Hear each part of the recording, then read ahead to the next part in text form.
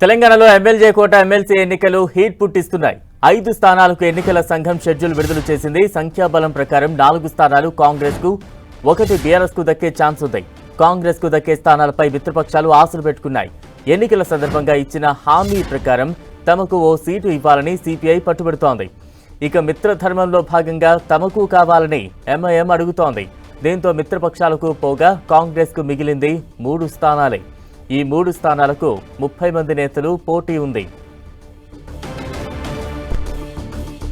ఇక తాజా అప్డేట్స్ అందించేందుకు మా ప్రతినిధి ప్రతాప్ సిద్ధంగా ఉన్నారు. ప్రతాప్,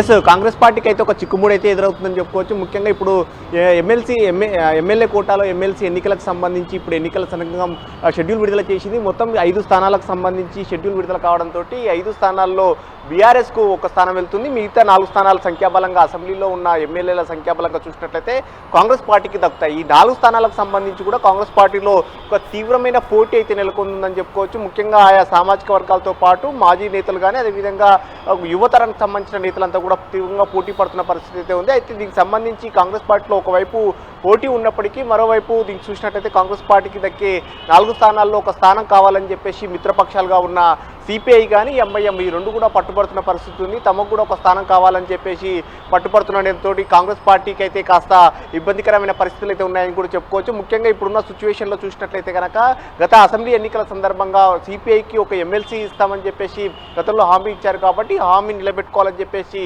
ఇప్పుడు సిపిఐ పట్టుబడుతుంది. మరోవైపు ఎంఐఎం కూడా ఇప్పుడు నెక్స్ట్ వచ్చే గ్రేటర్ ఎన్నికలు ఉంటున్నాయి కాబట్టి తమకు అసెంబ్లీలో 7 మంది ఎమ్మెల్యేలు ఉన్నారు కాబట్టి తమకు కూడా ఒక ఎమ్మెల్సీ సీట్ కావాలని చెప్పేసి ఎంఐఎం కూడా పట్టుబడుతున్న పరిస్థితి. ఈ 2 సిచ్యువేషన్లో ఖచ్చితంగా ఒకటైతే మిత్రపక్షాలుగా ఉన్న సిపిఐకో లేదంటే ఎంఐఎంకు ఇవ్వాల్సిన పరిస్థితి అయితే ఏర్పడిందని చెప్పుకోవచ్చు. వీటిలో ఎక్కువ వరకు అయితే ఎంఐఎంకు ఛాన్స్ దక్కే అవకాశాలు ఉన్నట్టుగా కూడా కాంగ్రెస్ పార్టీ వర్గాలు చెప్తున్నాయి. ఎందుకంటే నెక్స్ట్ వచ్చేది గ్రేటర్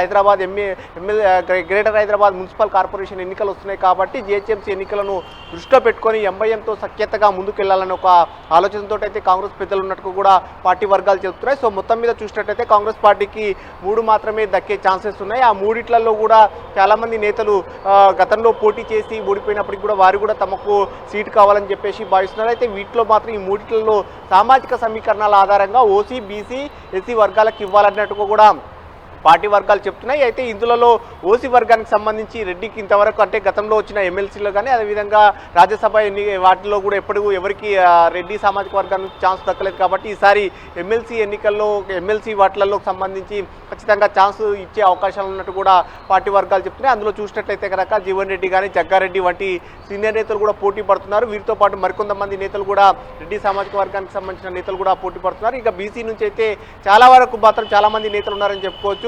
వారిలో ఎవరికి అవకాశం దక్కుతుందనేది కూడా చూడాల్సి ఉంటుంది. ఎందుకంటే ఒకవైపు బీసీలకు సంబంధించి యాదవ్ సామాజిక వర్గం నుంచి కొంతమంది పోటీ పడుతున్నారు. అదేవిధంగా మిగతా వర్గాలకు సంబంధించి కూడా ఇరవర్తి అనిల్ ఇప్పుడు ప్రజెంట్ మాజీ ఎమ్మెల్యేగా ఉన్న ఇరవర్తి అనిల్ కార్పొరేషన్ చైర్మన్గా ఉన్నారు. ఆయన కూడా తనకు పద్మశాలి సామాజిక వర్గం నుంచి ఎవరికి ఛాన్స్ లేదు కాబట్టి తనకు కూడా అవకాశం కల్పించాలని కూడా కోరుతున్నారు. సో మొత్తం మీద ఇట్లా బీసీ వర్గాలకు సంబంధించి చాలామంది నేతలు అయితే ఒక 7-8 మంది నేతలు పోటీ పడుతున్న పరిస్థితి ఉంది. వీరితో పాటు ఎస్సీ వర్గానికి సంబంధించి ఇప్పటికే అద్దంకి దయాకర్కు ఒకసారి ఛాన్స్ 2 సార్లు మిస్ అయింది కాబట్టి ఈసారి ఛాన్స్ పక్కా అన్నట్టు కూడా ఒక వార్తలు వస్తున్నాయి. ఒకవేళ ఈసారి అద్దంకి దయాకర్కి సంబంధించి మాదిక సామాజిక వర్గాల్లో భాగంగా మాదిక వర్గానికి సంబంధించి సంపత్ కుమార్ కానీ ఇతర నేతలు కూడా పోటీ పడుతున్న పరిస్థితి. సో మొత్తం మీద ఈ సామాజిక వర్గాలను అన్నిటి కూడా సెట్ చేసేందుకు కూడా రాష్ట్ర కాంగ్రెస్ పార్టీ కార్యవర్గ సమావేశాన్ని ఏర్పాటు చేసుకునే అవకాశం ఉంటుంది. ఈ నెల 28న కూడా ఈ రాష్ట్ర కార్యవర్గ సమావేశాన్ని ఏర్పాటు చేసుకుని డిసైడ్ చేసే అవకాశాలు అయితే ఉన్నాయి. Balaram, right, thank you Pratap.